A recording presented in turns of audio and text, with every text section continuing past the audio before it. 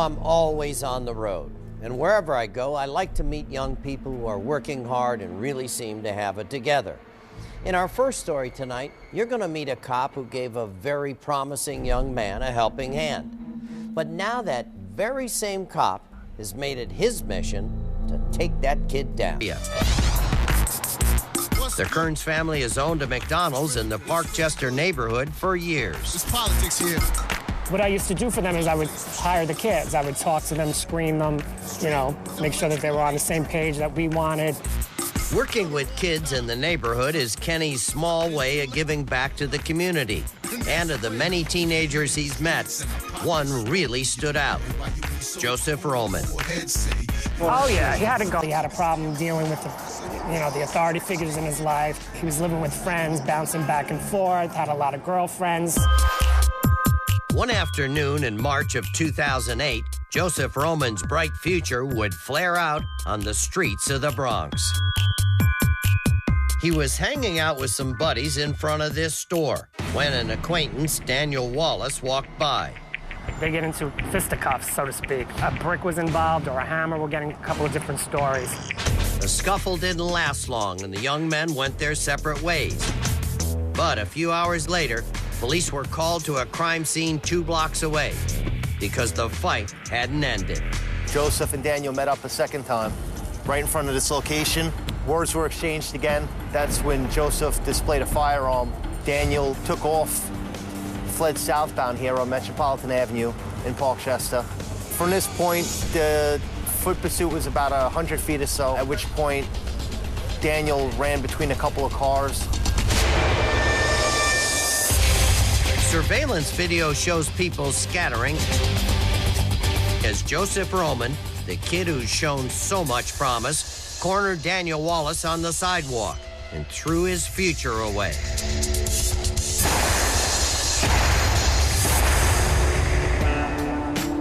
Cops say Roman fired several shots into Daniel Wallace. As Daniel lay dying in the street, Roman ran off. A security camera caught him trying to get back to his apartment several blocks away. He approaches his building. He must have realized he didn't have keys at that point. He was panicking, shaking the door, trying to get in. Finally, someone let him in. But where he went after that, no one knew. This is a kid that had pretty much everything going for him, made a wrong turn, kind of lost his direction, and the streets kind of got him. Now Kenny Kearns has a new role in Joseph Roman's life. Once he was his mentor. Now, as part of the NYPD Fugitive Task Force, he's his hunter. I want to catch him. I think he needs to be apprehended. He needs to be caught. Somebody is dead. Despite Kenny's best efforts, for 8 months following the murder, all leads came to a dead end. But in November 2008, that changed in 15 seconds. In New York City, cops say that after Joseph Roman lost a fight with a man, he returned with a gun and shot him to death. After we showed you Joseph Roman's face, police in Chester, Pennsylvania, received a call from a very angry woman. She just had a big fight with her boyfriend. When the local Chester police officer responds, she lets them know that they got into a verbal dispute and that, by the way, he's wanted on America's Most Wanted. The girl told police her boyfriend was Jason Mendez, and she led them to this store where he worked. His boss had nothing but good things to say about Jason. He was really gentleman, well, I could say, and he was really smart. Smart and sly. AMW has never profiled anyone named Jason Mendez. But when cops checked our website, it wasn't hard for them to put it all together. As you go through Joseph's family tree, Joseph has a cousin named Jason. Joseph took Jason's identity, his social security number. They look very, very similar, and he assumed his identity here in Chester. But with cops onto him, Joseph Roman had hit the road again. As he dug deeper, Kenny found this home video posted online. He says the man in the hockey mask is Joseph Roman, and the man he's rapping with is the actual Jason Mendez. Unfortunately, there's nothing in this video that can tell the detective where Roman might be now.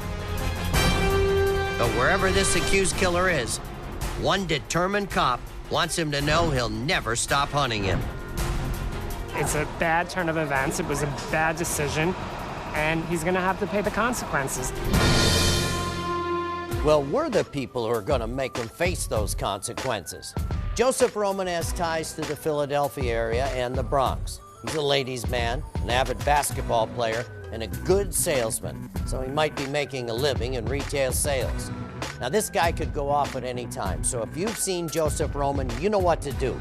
Make that call, 1-800-CRIME-TV, or go to our website, amw.com. You can leave your tip online, and I guarantee you can remain anonymous. Coming up, the murder of a 16-year-old girl. An investigation full of shocking twists. I'm telling you, you've got the wrong guy. And a hard-working cop who will leave no stone unturned to get at the truth. My closest encounter with anything like this was watching the movie Helter Skelter. Anglin stabbed a Denver woman to death in an argument over casino winnings. Anglin smokes Newports and likes to play bingo. He speaks with a thick Jamaican accent and could be in Atlanta. Luis Certucci, seen here in surveillance footage, is accused of being a violent gang leader in Tampa. He's wanted for shooting a man in front of a convenience store. Certucci could be in Florida or southeast Texas. Arturo Certucci is Luis Certucci's cousin and also an alleged gang member. He's charged with trying to kill a man who got into a fight with yet another cousin. Cops say Arturo and Luis Certucci could be hiding out together.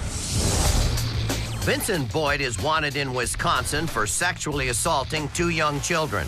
Boyd's body's covered in tattoos, including these 3 on his abdomen. He may be in Tennessee, Wisconsin, or Ontario, Canada. I've shown you a lot of cases that were full of twists and turns, but I guarantee this next case is one of the most shocking twists ever. Angeline Hartman takes us back to a warm night in September 1985 in the small town of Marcy, New York. That's where 16-year-old Kimberly Simon was a high school student who was full of hope, full of life.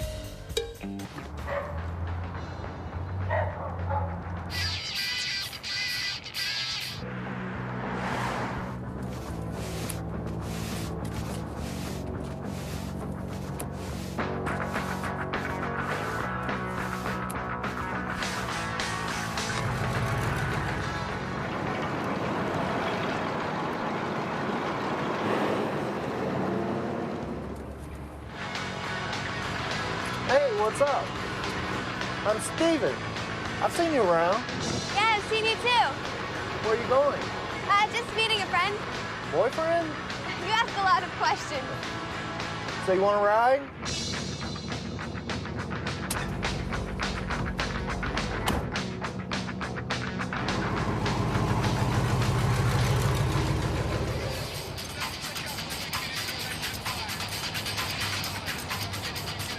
Kimmy, where are you?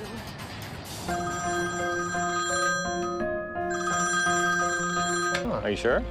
Yeah, I'm positive. Okay, move on.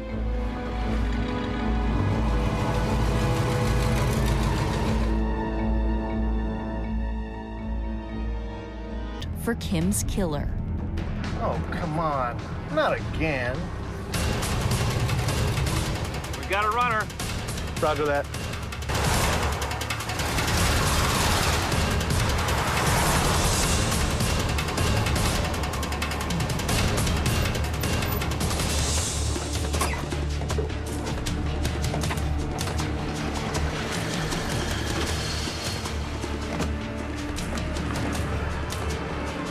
Hey, what's your name, son? Stephen Barnes. Stephen Barnes? Come on with me for a second. Well, why?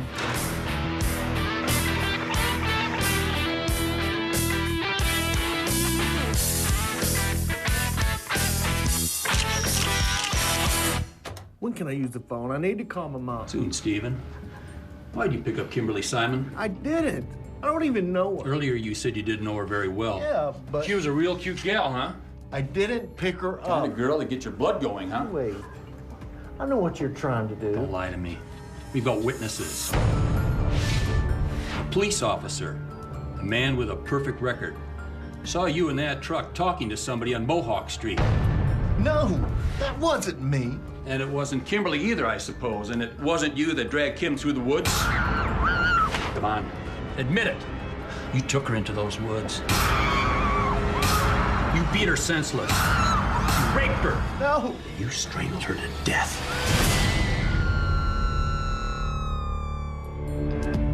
Cops pressed hard for a confession, but Stephen Barnes repeatedly denied he had anything to do with Kim's murder. They had no choice but to let him go. They told us that they had a suspect. It was this kid, Stephen Barnes. He lived right in town. He lived right by us. So I would go by his house going to work. I would go by his house coming home from work. How can he be out free walking, driving, and we don't have our daughter anymore?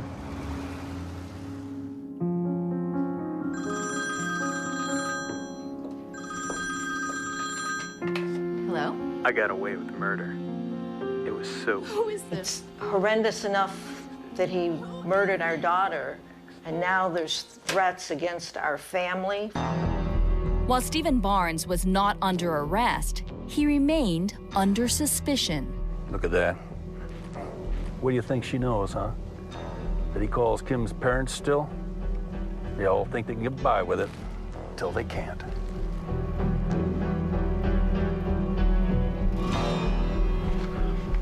They were up there at Lori's school, watching me, probably thinking she's next. All this will end, right? You believe me, don't you? Stephen, I'm your mother. You didn't answer the question. I never 1 minute ever suspected that my son did this. Never. I knew from day one he didn't. I'm telling you, you've got the wrong guy. I didn't kill her. But the district attorney and the sheriff's department didn't feel the same way.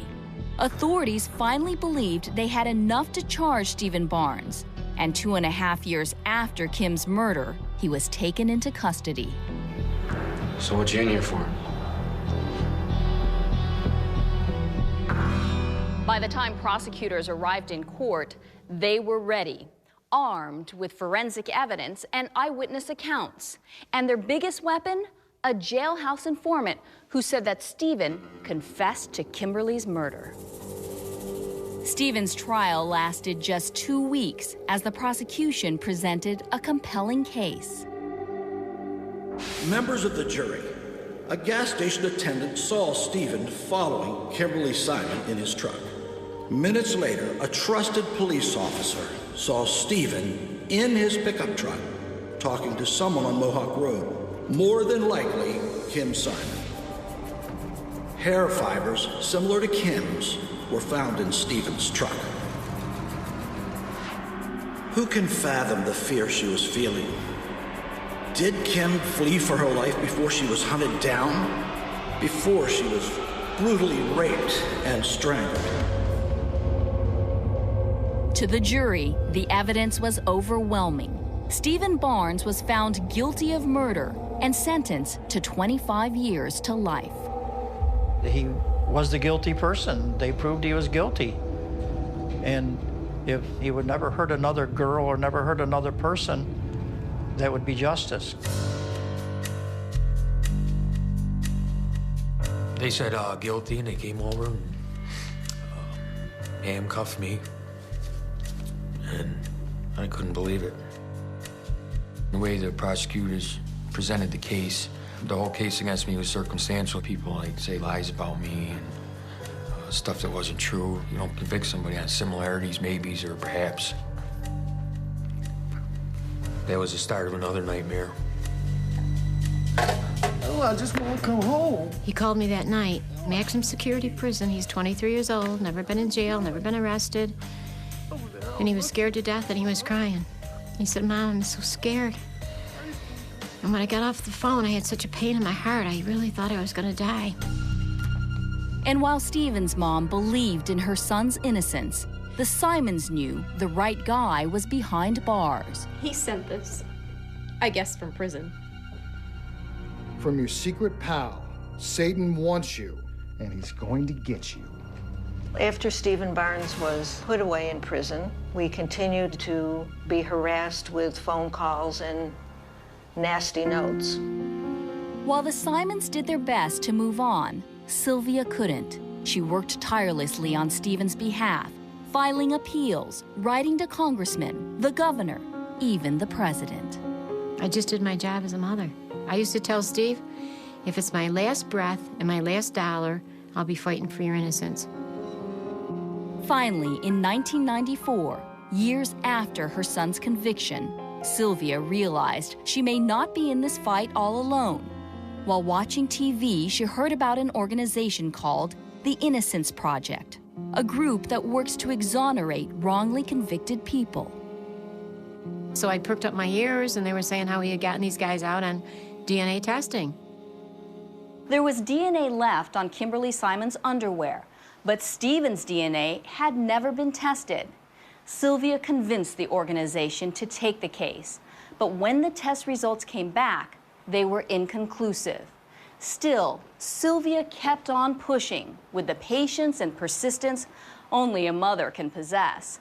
Over the years, DNA technology became more advanced, and in 2008, Sylvia convinced the Innocence Project to take on Stephen's case again. This time, the test results revealed definite answers. It was not Stephen's DNA at the crime scene. Stephen Barnes was innocent. It was like I was lifted above the clouds, and I'm like, what? I just started crying and screaming. I said, are you sure? Stephen, honey, I've got great news. I said, Mom, what's up? The DNA results came back, and it's not yours. What?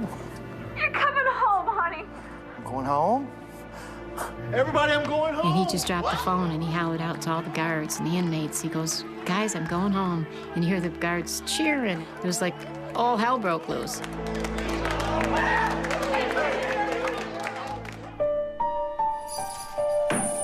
As the shackles came off, the nightmare that lasted almost 20 years ended. November 25, 2008, marked the beginning of Stephen's new life. His family and friends, his supporters, and members of the Innocence Project were all there to share the bittersweet moment. There's closure. Hopefully it'll be closure on the other side soon. And right now my future's gonna be so bright I'll probably have to wear sunglasses, you know? I didn't have a Christmas tree for 20 years. He was a walking dead man if it wasn't for the Innocent Project and DNA testing. They gave us back our life and saved my son's life. Amazingly, Stephen isn't bitter about what happened. Instead, his freedom has given him a unique sense of humor. Bum rap? Boy, you can say that again. But I'll say this, Stephen Barnes is absolutely handling this awful situation about as well as anybody could. He's sharing his story with at-risk kids and giving a lot back to his community, a community that once saw him as a monster. But even as Stephen's getting on with his life, cops have to get on with a new investigation of Kimberly Simon's murder. And it's a very intimidating assignment to pick up after 25 long years. When I come back, I'll take you inside the investigation that took one hard-working cop to the dark side.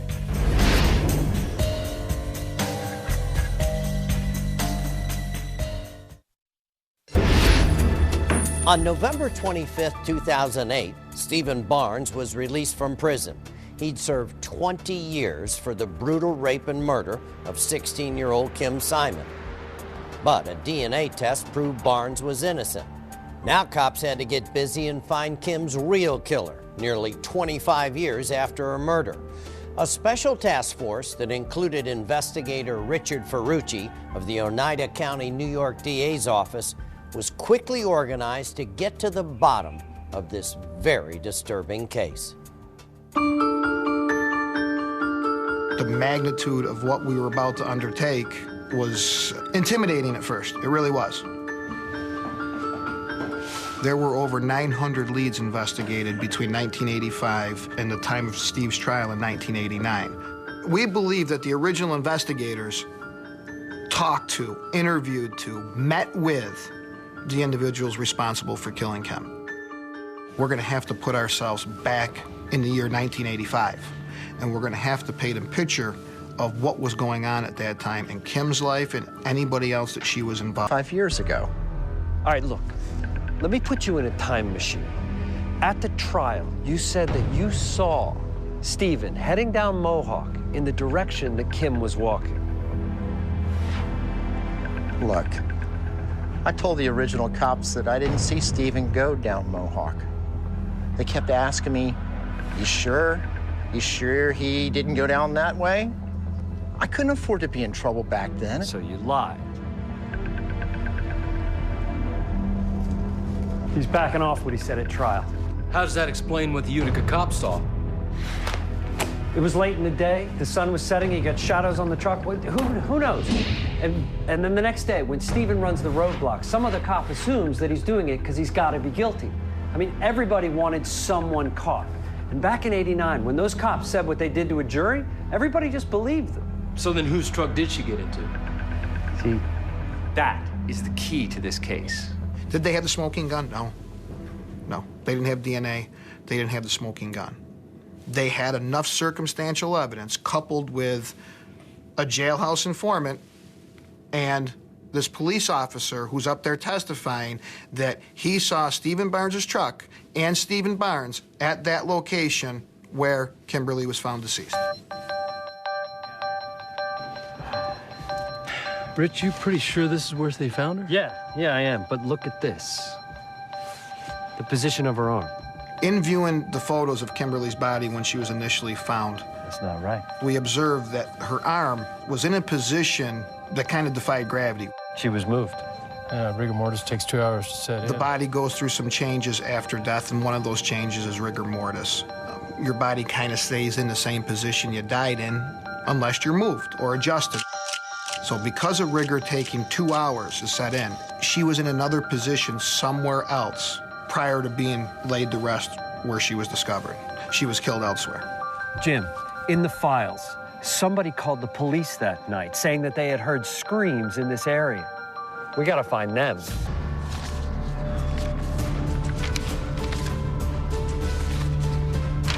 Jim, look at this. Is it. This is it. How did they miss this? An individual called in about a certain group of individuals who were present with Kimberly at a party Friday the 13th. It would be the Friday before her death. I would estimate anywhere between 15 and 20 leads early on in the investigation revolved around this group of 5. So that kind of stuck out to us. It was more this group of 5 being mentioned than anybody else. We kept on digging into this group of 5's background, trying to find out as much as we could about them through the old investigation. This group were described as Satanists. They practiced Satanism, they participated in black masses. Witnesses told us some of the things this group did when they would partake in their black masses or rituals. They would be dressed in black. They would chant stuff from the Satanic Bible.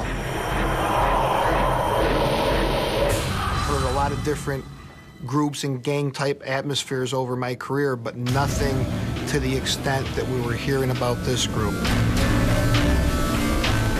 With the drugging of females, with the killing of animals and pouring the blood,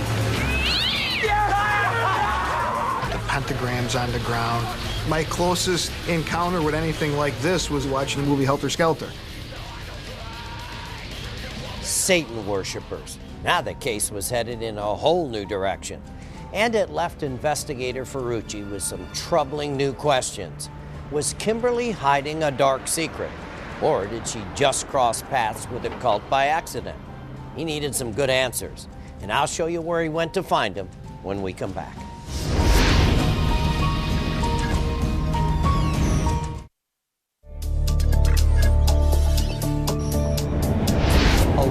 before her murder, Kimberly Simon was seen at a party with 5 known devil worshippers.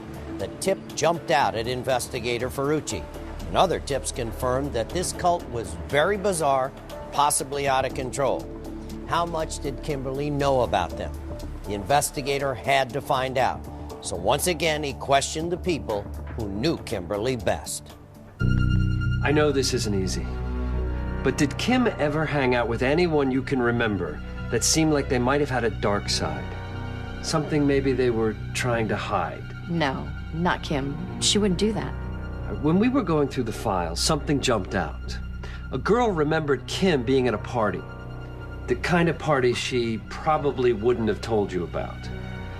And there were some young men at this party. Some young men that were into certain satanic rituals. Does any of this ring a bell with you? No. Okay. All right, there was another thing in the files. There was an interview with a teenager. Now, she knew these guys that I'm talking about. I've called her a couple of times, and she knows more than what she's saying, so I'm gonna pay her a visit. Maybe I can help. Can you give me a minute? Yeah. Dear Anne, hello. My name is Cheryl Simon.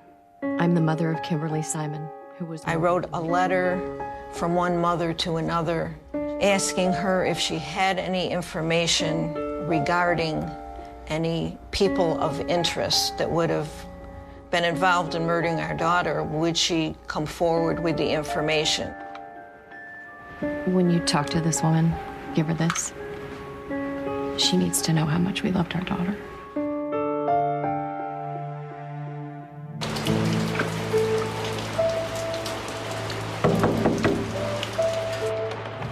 What are you doing here? Anne, I need to talk to you. You didn't have to come down here. I told you everything I know. Look, I wanted to give you this. It's from Kim's mom. Dear Anne, hello. My name is Cheryl Simon. I'm the mother of Kimberly Simon, who was murdered in 1985. It has come to mind now that you have a child of your own. I only hope and pray that you as a mother... I pray every day that the truth will soon be revealed and we can get justice. Please give all information you may have. We thank you for any help you can give and know that it must be extremely difficult for you to relive painful memories. Sincerely, Cheryl Simon.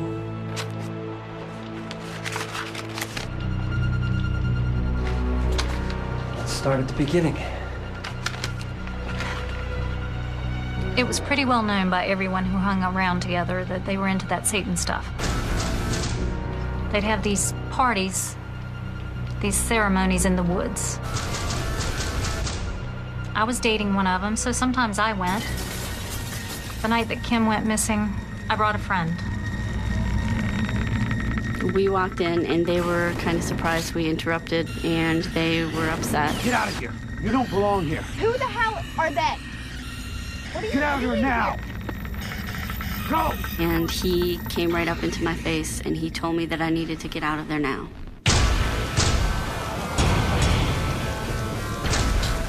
But later that night, Anne says she returned alone. I stood behind the tree where I could see them, but they couldn't see me. And that's when I saw the older guy with the blonde-haired girl. The older guy was having sex with the blonde-haired girl, and she wasn't moving around or saying anything. She looked like she had been drugged. You're positive you saw Kimberly Simon? Oh, yeah. I'm sure because I saw her picture on the news, and then I heard a rumor that those guys were saying they'd killed her. But when some other guy got arrested, I didn't think about it anymore. I didn't feel like anyone listened to me when I was 15. They didn't take me seriously what I had told them. I was hoping that they would now, and they have. 2 more facts came to light pointing to the group of 5 being involved. So what you in here for? 1, the informant who said Stephen confessed to killing Kim was actually one of the members of the group of 5. And 2, cops say the threatening calls and notes the Simons received fit the pattern of these sick individuals. If it wasn't Stephen's truck that Kim got into, then whose truck was it? Tonight, investigator Ferrucci needs your help to answer that question and close this case. Stephen's out of prison. He wasn't responsible for this death. Now it is what happened that night, what took place. We're hoping to reach the people that hold that pertinent information that we need to get closure, not only for Kim's family, but Steve's family. We believe 50% of the right people have come forward. We want the rest. I want to be greedy in this. I want them all. Believe me, investigator Ferrucci, we want you to get them all. We know that's what you're going to need to finally wrap up this long and difficult investigation. And after 25 years, there aren't that many clues to go on. But there are some important clues that investigator Ferrucci's been focusing on. And you'll find those at our website, amw.com. So please, if you know anything about this case, you got to come forward. Call our hotline at 1-800-CRIME-TV. And this is important. I guarantee you can remain anonymous. Whoever killed Kimberly Simon also took 20 long years out of Steve Barnes' life. We got to make sure that that person faces justice at last.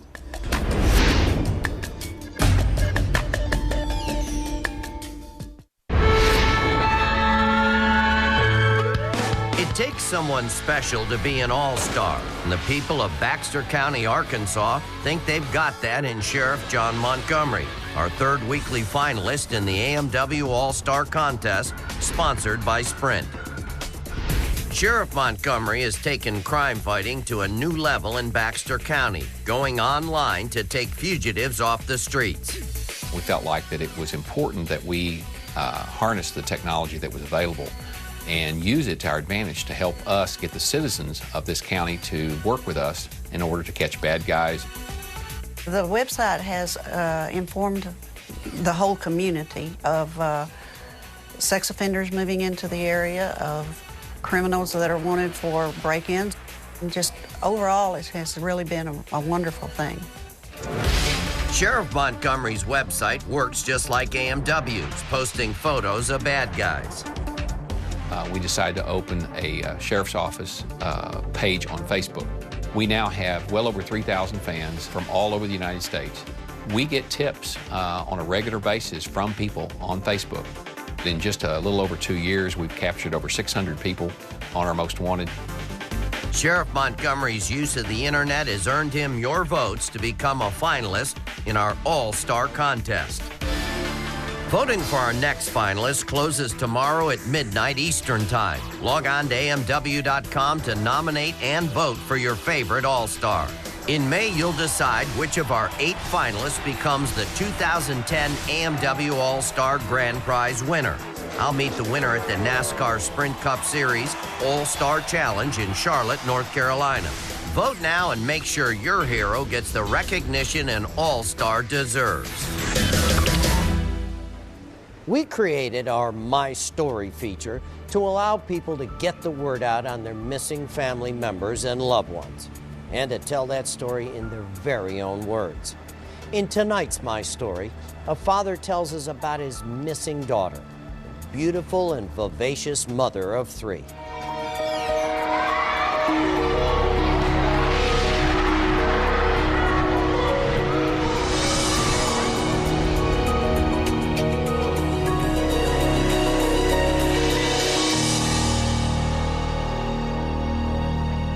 My daughter Bethany Doherty has been missing under suspicious circumstances since April 2nd of 2008 from the hamlet of Killawamp, New York.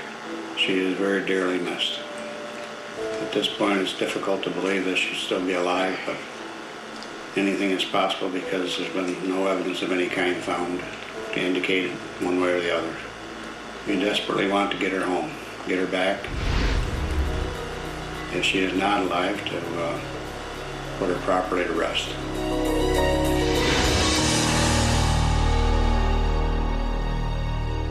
We have to do all we can to bring Bethany back to her family.